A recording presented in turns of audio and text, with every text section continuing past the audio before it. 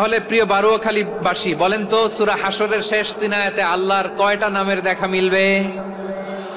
সবাই একসাথে আওয়াজ করে, কয়টা? আসুন আমরা শুরু করে দিই। আল্লাহ তাআলা বলছেন, হুয়াল্লাহুল্লাযী লা ইলাহা ইল্লা হুয়া আলিমুল গায়বি ওয়াশ শাহাদাতি হুয়ার রহমানুর রহিম। আল্লাহ বলেন, হুয়াল্লাহ, তিনি হলেন আল্লাহ, আল্লাযী লা ইলাহা ইল্লাহু, তিনি ছাড়া কোনো ইলাহ নাই। আছে নাকি?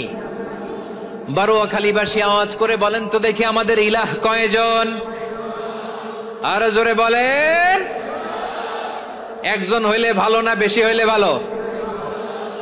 ওয়া ইলাহুকুম ইলাহু ওয়াহিদুন লা ইলাহা ইল্লা হুয়ার রহমানুর রহিম। আল্লাহ বলেন, তোমাদের ইলাহ হলো একজন, তিনি ছাড়া কোনো ইলাহ নেই, তিনি দয়াময়, তিনি মেহেরবান। ইলাহ যদি একজন না হয়ে দুইজন হতো, ঝামেলা আছে না নাই? লাউ কানা ফীহিমা আলিহাতুন ইল্লাল্লাহু লাফাসাদাতা, আকাশ এবং জমিনের মধ্যে ইলাহ একজন না হয়ে যদি মাত্র দুইজন হতো, আকাশ জমিন ভেঙে খান খান হয়ে যেত। ঠিক কিনা বলেন? দুইজন ইলাহ হইলে খান খান হয়ে যেত। আমাদের রব একজন হইলে ভালো না বেশি হইলে ভালো? কথা বুঝতেছেন? আরে একজনেরই তো মন জোগায় চলতে পারি না, ঠিক কিনা? হ্যাঁ, একজন, তিনি যে আদেশগুলো দিয়েছেন আমাদের দুর্বলতার কারণে আমরা তো পারি না। যদি 10 জন হইতো, ওই 10 জনের হ্যাপি করতে পারতাম, তাদেরকে স্যাটিসফাই করা যেত এত সহজে। 10 জনের 10 নিয়ম থাকতো। একজন বলতো আমার সেজদা দিবি সকালে, আরেকজন বলবে আমার জন্য নামাজ পড়বি 3 বার, আরেকজন বলবে আমার জন্য যাকাত দিবি এতবার, আরেকজন বলতো আমার জন্য কুরবানি দিবা এতবার। তাহলে আমাদের জন্য কঠিন হয়ে যেত, ঠিক কিনা? যদি ইলাহ একজন না হয়ে একাধিক হতো, একজন বলতো না আমি মহাবিশ্ব এভাবে চালাবো, আরেকজন বলতো না আমার মন চায় এভাবে, আমি এভাবে চালাবো, একজন বলতো সূর্য আমি পূর্ব দিকে উঠাবো, আরেকজন বলতো না আমি দক্ষিণ দিকে উঠাবো, আরেকজন বলবে না আমি উত্তর দিকে উঠাবো। এরকম আছে না নাই? ঝামেলা লেগে যেত। এজন্য বেশি রব হইলে আমাদের জন্য ঝামেলা, খোদা বেশি হইলে আমাদের লস। একজন হওয়াতে আমরা বেঁচে গেছি। বারুয়াখালীবাসী আওয়াজ করে না, কথা বলে না। রব খোদা একজন হওয়াতে আমাদের সুবিধা হয়েছে না? এজন্য আল্লাহ বলেন, লা ইলাহা ইল্লাহু, তিনি ছাড়া তোমাদের কোনো ইলাহ নাই, তিনি একজন।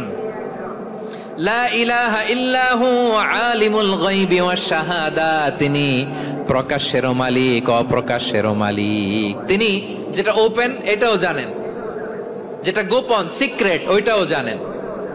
আলিমুল গায়বি ওয়াশ শাহাদা, তিনি গায়েবের মালিক, গায়েবের জ্ঞানী, যেটা দেখা যায় না, অদৃশ্য, জানা নাই, এটাও তিনি জানেন। এগুলো জানতে তার কোনো মাধ্যমের প্রয়োজন হয় না।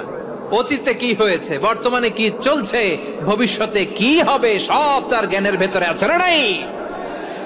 এজন্য আল্লাহ বললেন আলিমুল গায়বি ওয়াশ শাহাদা, তিনি গায়েবের জ্ঞান রাখেন, তিনি দৃশ্য জগতের জ্ঞান রাখেন, তিনি প্রকাশ্য জগতের জ্ঞান রাখেন, তিনি গোপন জগতের জ্ঞান রাখেন। তার কাছে কোনো কিছু গোপন নাই, ঠিক কিনা বলেন?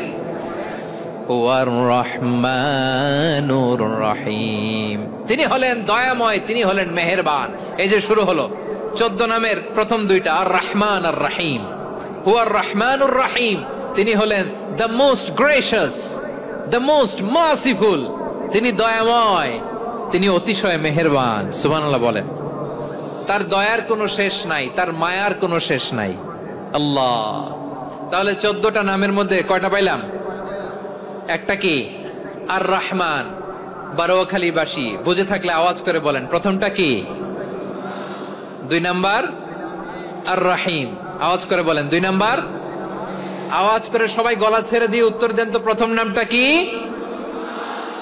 দ্বিতীয় নামটা? আর রহিম। রহমান আল্লাহর one of the major names, আল্লাহর মৌলিক নামগুলোর মধ্যে গুরুত্বপূর্ণ একটা নাম হচ্ছে রহমান। গুরুত্বপূর্ণ নাম কি? রহমান, দয়ার সাগর, মায়ার সাগর। রহমানুন ফিদ দুনিয়া ওয়া রহিমুন ফিল আখিরাহ। এই দুনিয়ার জন্য আল্লাহ রহমান, দুনিয়াতে আল্লাহ সবাইরে দয়া করে, কাফিররেও করে, মুসলিমরেও করে। আর আখিরাতের জন্য তিনি রহিম। সেখানে কাফির মুশরিকদের জন্য আল্লাহর পক্ষ থেকে কোনো দয়া থাকবে না। চিল্লায় বলেন ঠিক কি না? এজন্য আল্লাহ বললেন আমার মৌলিক একটা নাম হলো রহমান। আল্লাহর পরে অন্য কোন নাম দিয়ে যদি তোমরা আমার নাম প্রকাশ করতে চাও, জপতে চাও, ডাকতে চাও, তোমরা রহমান নামে ডাকো। রব্বুল আলামিন ইরশাদ করেন কুলিদুল্লাহ আউইদুর রহমান আইয়াম্মা তাদউ ফালাহুল আসমাউল হুসনা। আমাকে আল্লাহ নামে ডাকো কিংবা আমি আল্লাহকে রহমান নামে ডাকো, যে নামেই ডাকো না কেন আমার আছে অনেকগুলো সুন্দর সুন্দর নাম।